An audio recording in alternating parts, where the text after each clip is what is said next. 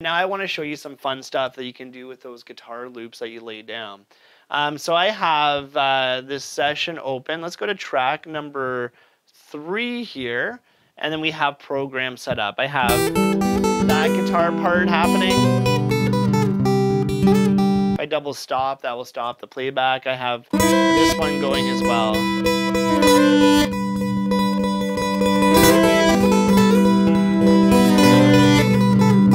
So first off, let's take a look at how I can have one mute the other.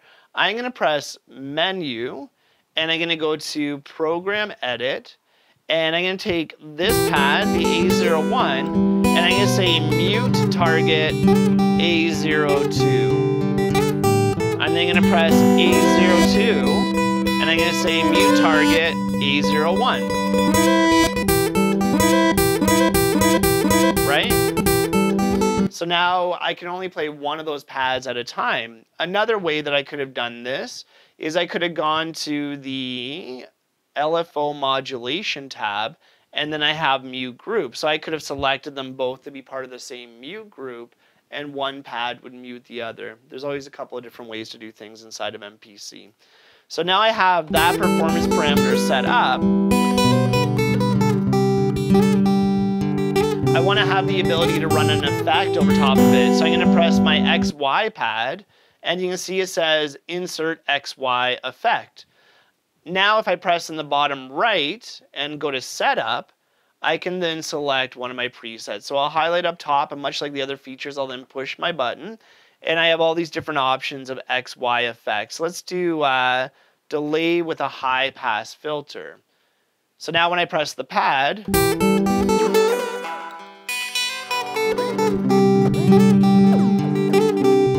if I want the full screen to come back, I'm going to push Setup again, and now the entire 7-inch touchscreen is all XY pads. So and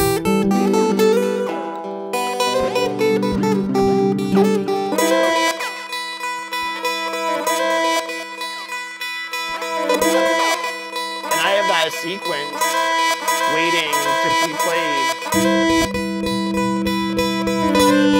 So I can just press play start at the same time that I play that pad, and it's all going to fit.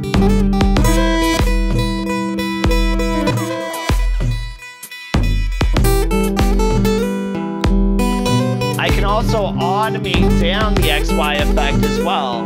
So I'm going to press in the top right to my automation tab. Right now it's going to read it, but there we go. When it's read, it's going to write down my automation.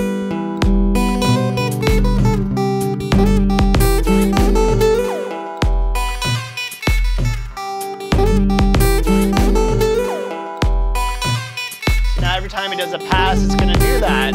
I'll take it out of the right automation into read, and now I can press